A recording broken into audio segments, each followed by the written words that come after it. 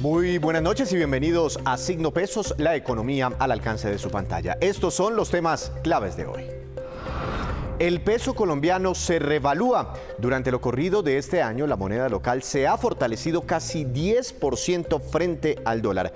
¿Cuáles ventajas o desventajas trae esta situación para nuestra economía? Analizaremos el tema con Juan David Vallén, de la comisionista Casa de Bolsa. Los riesgos de la insolvencia financiera. Esta figura legal le permite a personas en quiebra llegar a acuerdos favorables con sus acreedores, pero llevar mal este procedimiento podría generarle riesgos y enredarlo aún más. Hablaremos del tema con un experto de la compañía A Paz y Salvo. Cae la capacidad de compra. Los hogares colombianos vieron una reducción del 3% en sus consumos durante el mes de marzo. ¿Cuáles son las causas de esta reducción? Les contamos las explicaciones que entrega la firma de análisis Radar. Comenzamos esta emisión de Signo Pesos hablando del peso colombiano, nuestra moneda, que sigue fortaleciéndose frente al dólar y frente a otras monedas del mundo. Este comportamiento se ha acentuado de manera especial en el último mes. Doctor Juan David Vallén, director de análisis y estrategia de la comisionista Casa de Bolsa. Buenas noches y bienvenido a Signo Pesos. Buenas noches, Víctor, y un saludo para las personas que nos están viendo.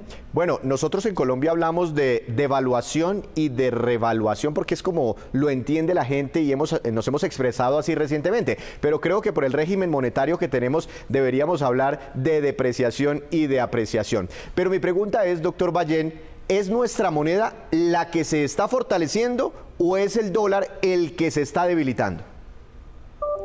Bueno, yo creo que están sucediendo ambas cosas al tiempo porque el dólar se viene debilitando a nivel global debido a que la inflación en Estados Unidos está cayendo. Eso va a generar que la Reserva Federal no aumente mucho más allá las tasas de interés del nivel actual, lo que deja de incentivar que muchos inversionistas lleven sus recursos a invertirse en dólares. Y por último, todo lo sucedido durante el último mes con el sistema financiero y la quiebra del Silicon Valley Bank, entre otros, en Estados Unidos, ha generado algo de nerviosismo acerca de la estabilidad del sistema financiero, y en ese sentido, pues Estados Unidos ha sido un poco más golpeado que el resto del mundo. Y por el lado interno, por Colombia también hemos tenido noticias positivas, porque en cierta medida el gobierno ha venido moderando mucho el tono, y eso pues ha venido siendo bien recibido también por parte de los inversionistas, y ambas variables han contribuido y ayudado a que el dólar pues esté cayendo de una manera más acelerada en nuestro país que en otras partes del mundo. Doctor Vallén, miremos un poquitico el histórico reciente, ¿no? El más reciente del dólar en nuestro país. Por aquí lo tuvimos en 3.800 pesos, esto fue como en mayo del año pasado, antes de las elecciones. En noviembre de 2022, ese pico histórico por encima de los 5.100 pesos, ahí tuvimos algo de volatilidad, un sube y baja, el yoyo del dólar, pero ya recientemente vemos a la moneda muy cerquita de los 4.400 pesos. Y cuando nos miramos hacia atrás, era un precio que no veíamos desde septiembre del año pasado. ¿Por qué los mensajes del gobierno nacional han servido tanto para calmar el dólar cuando miramos el componente local? Si esta semana vimos mensajes como la idea del presidente Gustavo Petro de que el Banco de la República le emita dinero directamente al gobierno nacional, que en otros momentos una idea así pues hubiese de pronto generado presiones para el dólar, pero no, aún así siguió cayendo. Bueno, eso se debe a lo siguiente. Una vez pues sucedió el cambio de gobierno, como es completamente natural, pues hubo nerviosismo de lo que pudiera llegar a suceder dentro del país y las decisiones que tomara el gobierno, y en ese sentido pues tuvimos varios anuncios desafortunados hacia el mes de octubre relacionados con, primero pues la transición energética y la prohibición de la exploración de hidrocarburos en el país, y segundo también se hablaba el presidente en su Twitter alguna vez sobre el control de capitales. Sin embargo, en ese momento, que fue cuando el dólar subió a esos niveles de los 5.100, el máximo histórico, El gobierno ha buscado moderar mucho su posición. En el caso de la transición energética, ahora ha indicado que es una transición energética que va a ser sostenible, y pues el gobierno y el presidente también indicaron que pues no hay un interés, y de hecho pues en los más de 8 o 9 meses que lleva el gobierno pues no han tomado la decisión de hacer un control de capitales. Entonces eso no está sobre la mesa. Y los pronunciamientos recientes relacionados a la impresión de dinero por parte del presidente, pues es una decisión que no está en sus manos, sino en las manos del Banco de la República, que él ya ha tenido la oportunidad de nombrar a uno de sus miembros, que ha sido pues una persona que tiene mucho conocimiento en política monetaria, y todo eso ha generado en sí, pues digamos que un cambio en el sentimiento, más positivismo por parte de los inversionistas. Y por último, pues yo destacaría un poco lo relacionado a las reformas que se vienen estudiando. Hay dos de ellas que tal vez tendrían un impacto sobre los activos financieros, que es la pensional, y la segunda, la reforma a la salud. Pero pues el hecho de que el gobierno está abriendo la posibilidad a debatir y a discutir, y si salen unas buenas reformas en cada uno de esos ambos casos, pues digamos que eso al final en últimas puede llegar a ser algo muy positivo también para los mercados financieros. Pues es que la caída del dólar, la verdad, doctor Ballén, ha sido impresionante en los últimos días. En el último mes y medio ha caído, creo que 500, un poquitico más, 500 pesos. Eso es un bajonazo bastante fuerte. Pero yo no sé si usted ha visto esta gráfica. Mire, hay varias líneas. Cada una de esas líneas es la moneda de un país distinto. Está el dólar frente al mundo, pero también tenemos la moneda de Colombia, tenemos a Perú, a Chile en rojo, México un poquito naranja y Brasil.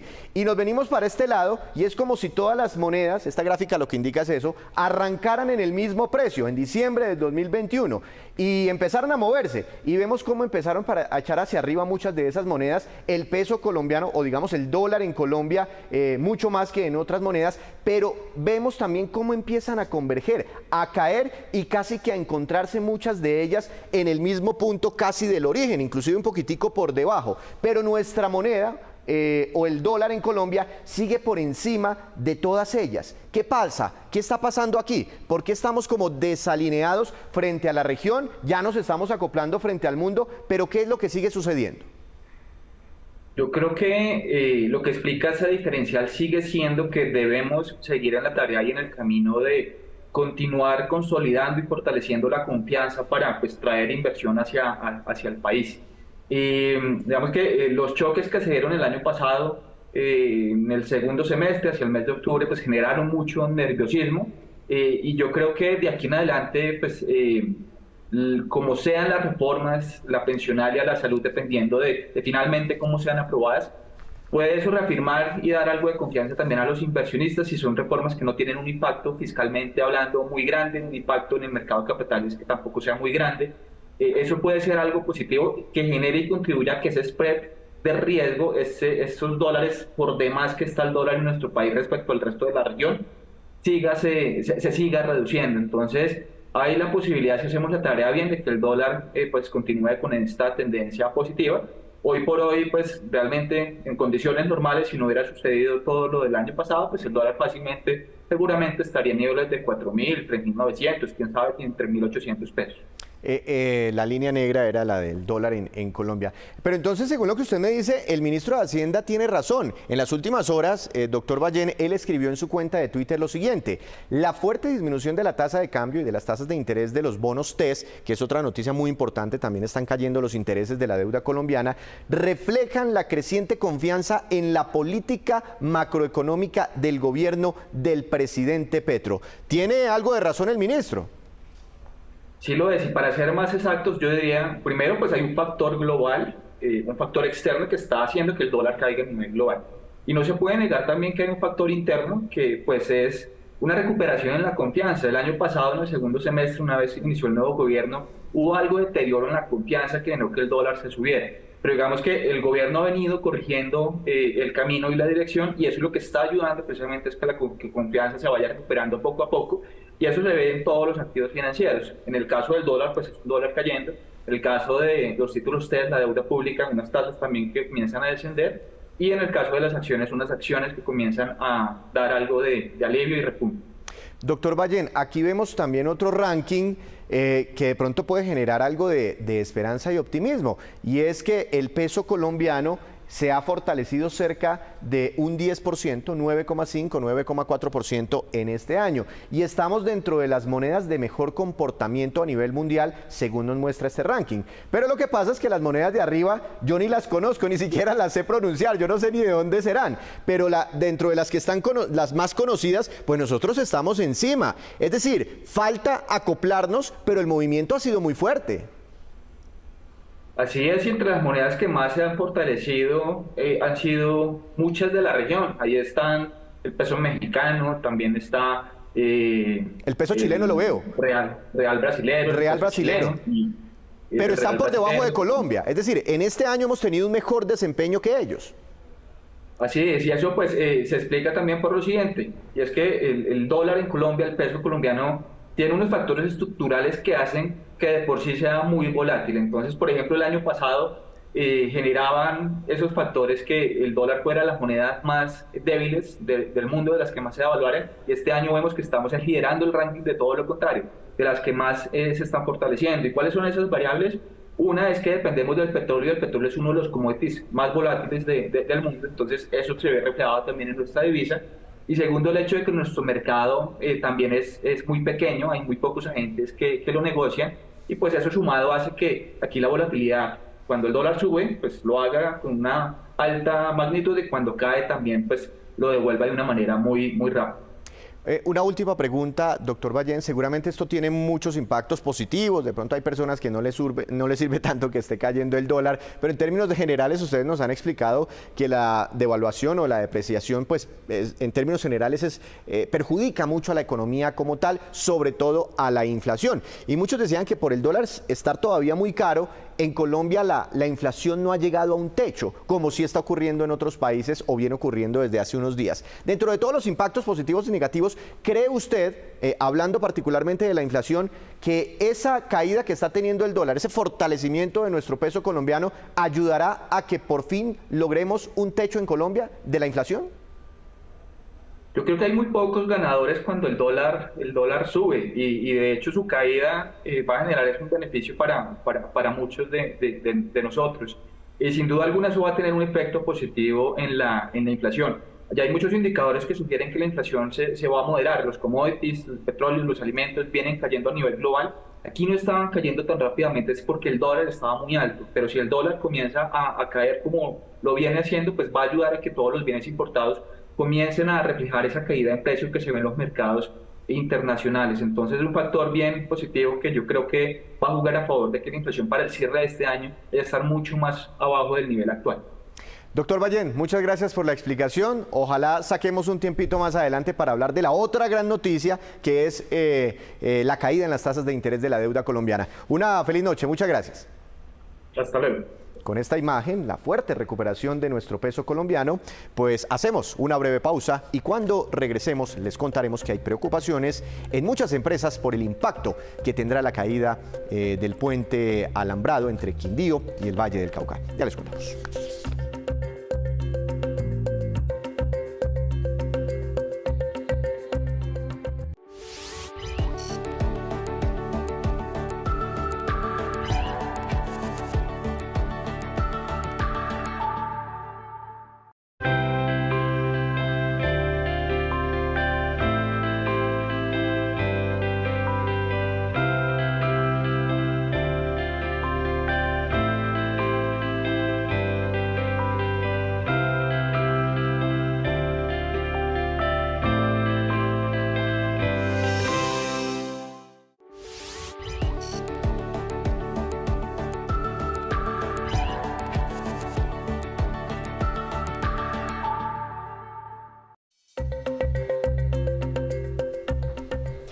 Regresamos a Signo Pesos. Estar prácticamente en la quiebra es algo que podría pasarle a cualquier persona, ya que puede ocurrir no solo por mala administración del dinero, sino por una emergencia familiar, una crisis de desempleo, una enfermedad o varias razones. Por fortuna, hoy existe una figura legal que permite buscarle soluciones concertadas a esta problemática de las deudas acumuladas. Doctor Andrés Felipe Villegas, director financiero de la compañía A Paz y Salvo. Buenas noches y muchas gracias por acompañarnos hoy aquí en Signo Pesos. Víctor, buenas noches. Gracias por la invitación a este espacio. Aquí en este programa cada rato hablamos de procesos de insolvencia de las aerolíneas y de tal empresa y de tal negocio, pero no sabíamos muy bien que existía un proceso de insolvencia también para las personas naturales, no para empresas, sino personas naturales. ¿En qué consiste exactamente esto? Víctor, es muy parecido al de las empresas. Es un proceso de recuperación que busca que la persona que tenga alguna dificultad financiera, transitoria o permanente o de largo alcance, pueda renegociar con sus acreedores las condiciones de los créditos que trae en su momento. La figura le permite a uno obtener descuentos en las tasas de intereses, quita de capital intereses anteriores, renegociación de los intereses futuros. Es una figura bastante interesante y de muy poca difusión y conocimiento público. Claro, sí, por eso lo invitamos para que nos explique más. Ahora, en el caso de las empresas se deben cumplir ciertas condiciones para acogerse a la norma que permite como reestructurar sus deudas. Entre ellas que tengo entendido que cierto porcentaje de las deudas vencidas, digamos, llegue hasta cierto punto frente a las deudas totales o que el patrimonio sea negativo. Bueno, muchos indicadores financieros, pero en el caso de las personas naturales, ¿qué requisitos debe cumplir esa persona? ¿Qué tan afectado debe estar para poderse acoger a una ley de insolvencia para personas naturales? Son muy fáciles. La ley solo nos pide realmente que la mitad de su pasivo esté en mora de 90 días. Eso es lo que necesitamos. Si la persona está endeudada en 100 millones de pesos, debe tener 50 millones en más de 90 días en mora. Es lo que se conoce técnicamente como la cesación de pago para esa persona natural. Y con su experiencia, las personas que están en esas condiciones se acogen a un proceso de reestructuración de deudas. ¿Los casos generalmente son efectivos? ¿Le sirven a la persona? ¿Sale adelante? Sí, sí. No hay duda de que el beneficio es casi del 100%, porque la norma es muy pro deudor. El problema es, Víctor, que la gente no la conoce y no se acoge a sus beneficios y lo que trata es de reorganizarse, digamos, internamente, haciendo cosas que usualmente empeoran su situación. A veces la gente dice, estoy colgada con 2 tarjetas, voy a entrar en mora de 60 días, mejor saco un avance de esta tarjeta y pago estas 2. Y lo que hace es deteriorar más su situación y caer más rápido y entrar en colapso general mucho más rápido. Son las cosas que uno debe evitar. A veces a uno lo llama el banco y le dice, Víctor, está en mora, si quiere renegociamos, yo le hago una reestructuración y si usted extiende su deuda de 36 a 70 meses, la cuota le queda más bajita, pero la persona no se está resolviendo integralmente, está con un pañito de agua en una de sus deudas, tratando de sobreaguar y de pensar que va a poder salir adelante y usualmente ocurre lo contrario. Ahora, ¿qué tipo de deudas pueden entrar en este proceso de reorganización? Porque pues tenemos deudas de todas, ¿no? Con los bancos, no sé, un crédito hipotecario, por un lado, puede estar la tarjeta de crédito, pero puede estar también con un plan, no sé, pospago de telefonía, inclusive puedo deber varios meses de arriendo, servicios públicos, no sé, ¿todas esas deudas se pueden reestructurar? Tienen que incluirse. La insolvencia, el régimen de insolvencia es la solución completa y definitiva para la situación de la persona. Tenemos que incluirlas todas para sacarle el mayor provecho y beneficio a la norma. Si hay una deuda, por ejemplo, con la administración de su apartamento, tenemos que incluirla. Casi siempre tenemos deudas con personas cercanas, con familiares, con un amigo. Todo eso entra dentro del proceso. No necesariamente son las que todos pensamos que son las bancarias y las financieras. Las hipotecas, los leasing, las deudas con las personas naturales, el plan de celular, el colegio de los niños que también está en mora. Todo ese tipo de cosas hay que incluirlas y hay que renegociarlas todas en conjunto, que es el máximo provecho de la ley. Oiga, pero muy, muy interesante esto. Yo le voy a plantear un ejemplo con una cifra sencilla para que podamos hacer el ejemplo bien y entenderlo en la mente. Digamos que me gano 1 millón de pesos mensuales y en algún momento por esa mayor carga financiera no me di cuenta y terminé pagando deudas, cuotas mensuales de todo esto, ¿sí? Por 1.200.000 pesos. Entonces ahí ya tengo déficit, ¿no? Ya voy llevado. En algún momento eso estalla. Este proceso de reestructuración haría que cobijado bajo esta ley, yo pueda terminar negociando con todos esos acreedores que tengo para al final bajar esa cuota mensual, no sé, a 800.000, 700.000 pesos. Claro, no solo 800 o 700, la ley de hecho privilegia lo que se llaman gastos de administración, que son los que la persona necesita para su subsistencia. Su arriendo o sus servicios públicos, la administración, el colegio de los niños, y lo que tiene de excedente con esos gastos es lo que se destina a ese acuerdo. Entonces, en esa etapa es que podemos decirle a los acreedores: yo tomé estos créditos cuando me ganaba 3, pero pues perdí mi empleo, ahora solo me gano 1, no puedo estar pagando cuotas de 1.200.000, cuando me ganaba 3 podía. Por favor, hagamos una quita de capital, ya no quiero deberle 100 millones, por decir el número, sino 80, y todos esos intereses que llevo atrasados hoy, porfa, olvidémoslos, renegociemos la tasa, con eso yo puedo hacer un acuerdo y puedo empezar a pagarles desde mañana mismo 510.000 pesos y en 60 cuotas, por decir alguna cosa. Eso es exactamente lo que permite hacer el proceso con todo en conjunto. Entonces, se protege el gasto básico y el excedente que quede es el que se utiliza para empezar a sanear esas deudas. Muy interesante el tema. Ahora, en el caso de las empresas, en ciertos momentos de las reestructuraciones, cuando casi ya no hay nada que hacer, empiezan a vender activos, ¿no? Que venda el edificio para pagar tal deuda, que venda yo no sé qué para pagarles a los empleados. En este caso de las personas naturales, me obliga la ley, no sé, a vender la moto, a vender el carro, a vender, no sé, el televisor, la nevera, cualquier cosa que tenga para empezar. Mejor dicho, todos mis activos empiezan a ser parte de esta reestructuración de deudas. Hacen parte de la masa que vamos a presentar en la insolvencia, pero no hay ninguna obligación de que salgas de tus activos hoy. No hay necesidad de vender la moto, de vender el carro, de hacer absolutamente nada, diferente a tratar en esa etapa de la negociación de llegar a un acuerdo consensuado con todos los acreedores. En un caso hipotético de que no pudiéramos llegar a un acuerdo, porque las condiciones que tenemos en nuestro momento no dan para un acuerdo viable para algunos o todos los acreedores, en este caso la insolvencia pasa a su segunda fase, que es la liquidación patrimonial. Eso ocurre en un juzgado civil municipal del lugar donde resida la persona, y en ese momento sí empiezan a ser, digamos, relevantes esos activos que tiene Víctor. La moto, el apartamento, la finca, el lote, lo que tenga, porque en esa etapa esos bienes se van a usar para cancelar esas deudas, pero no hay ninguna obligación de vender.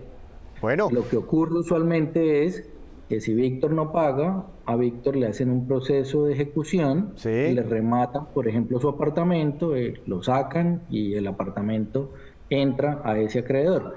En este caso, la ley permite que eso ocurra, pero bajo una figura diferente. Al final de ese proceso de la liquidación patrimonial, va a existir una adjudicación a los acreedores. Por ejemplo, si Víctor tiene un apartamento que vale 200 millones y todas sus deudas suman 100 millones, al final de ese proceso, la adjudicación le entrega el 50% de su apartamento. Me devuelven el excedente. Claro. Lo que ya tenía salvado. No, rápidamente, doctor Villamizar, es que este tema es apasionante y creo que merece otro programa, una segunda parte, pero ¿dónde consigo más información? ¿Me ayudan? ¿Esto tiene algún costo para la persona? No. Nosotros no tenemos ningún costo en la asesoría de las personas naturales. Es un servicio que queremos dentro de nuestra difusión para que las personas entiendan que existe una solución. Muchas personas llegan a nuestra compañía con el desespero. No, pero es que ya me he intentado suicidar 2 veces, ya no sé qué hacer. Hombre, esa no es la solución. La solución es la ley de insolvencia que está escrita para las personas que tienen problemas. Y es lo que usted nos Úsela, acaba de explicar. conózcala, Sí. claro, es lo que nosotros estamos tratando de hacer con la ayuda de ustedes y estas invitaciones, difundir que existe una solución. En nuestra página apacisalvo.com pueden agendar una cita gratuita con alguno de nuestros asesores y Bueno, consultores. doctor Villamizar, le agradecemos mucho esa explicación, que tenga un feliz fin de semana. Muy amable. Bueno, entonces la invitación es a aprender más sobre esta ley de insolvencia para personas naturales. Hacemos otra breve pausa y ya les contaremos cuáles son los países de Europa que más producen cerveza. Ya volvemos.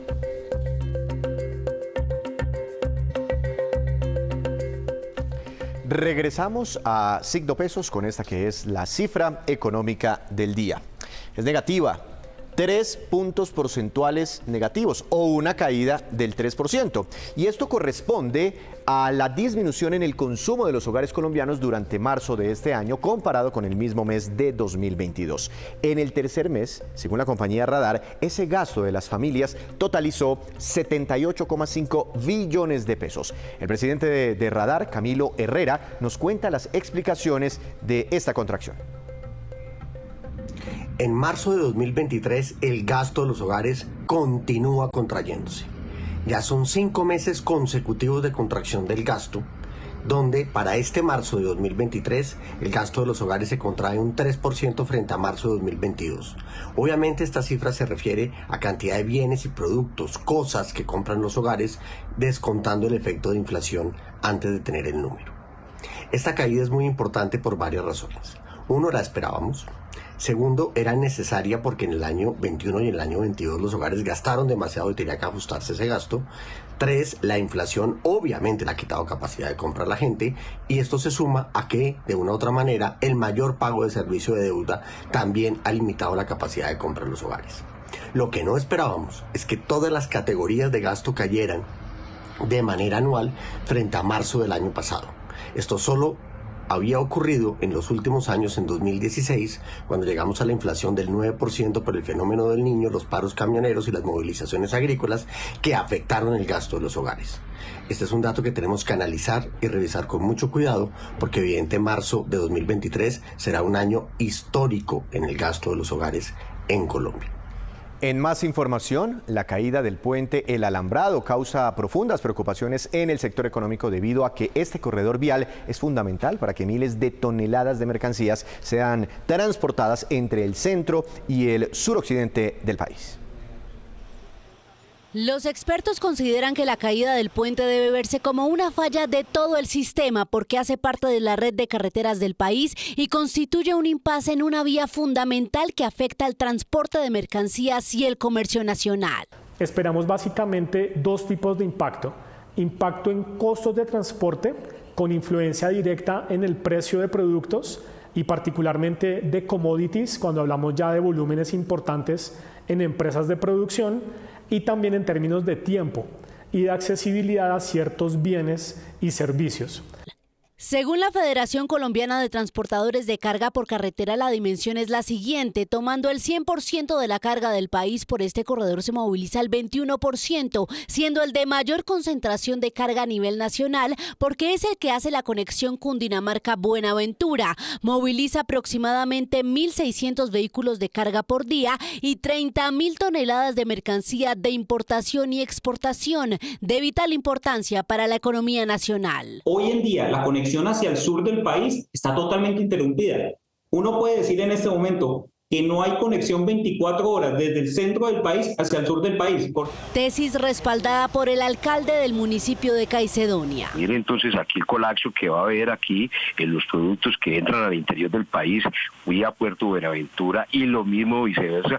Un impacto anunciado que dicen los expertos se quiere compensar con la suspensión del cobro de algunos peajes, pero que igual se sentirá en la economía.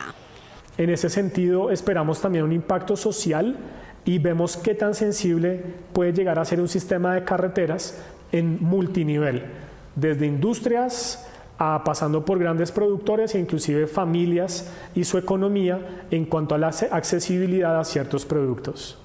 Consideran que un aspecto lamentable es que era una afectación anunciada, fruto de un descuido a las más importantes vías del país, por lo cual esta situación se traduce en una problemática nacional. Y ahora nos vamos con estos que son los indicadores económicos que usted debe conocer siempre antes de irse a dormir.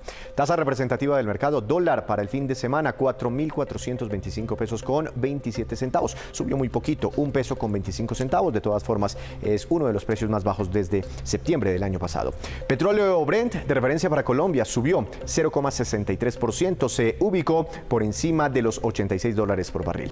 Precio interno del café colombiano bajó y quedó en promedio para el fin de semana también a 1.972.000 pesos por carga en promedio. Índice MSCI Colcap de la Bolsa de Valores de Colombia, que como que está reaccionando recientemente, subió 1,05%, acción más valorizada. BBVA con ganancia del 14,56%, acción que más cayó. Con Concreto tuvo un retroceso de 9,24%. Antes de despedirnos, los quiero dejar con este dato. El siguiente es el ranking de los países europeos que más producen cerveza en la actualidad. La cantidad está medida en millones de litros anuales. En primer lugar, Alemania, 8.700 millones de litros. Segundo lugar, Polonia, 3.910. España, 3.500. Reino Unido, 3.220. Y después está Países Bajos con 2.230 millones de litros por cada año. Así terminamos por hoy. Los esperamos el próximo lunes con una nueva emisión y con toda la información económica que usted necesita saber. Recuerde, esto es Signo Pesos, la economía al alcance de su pantalla. Que tenga una feliz noche.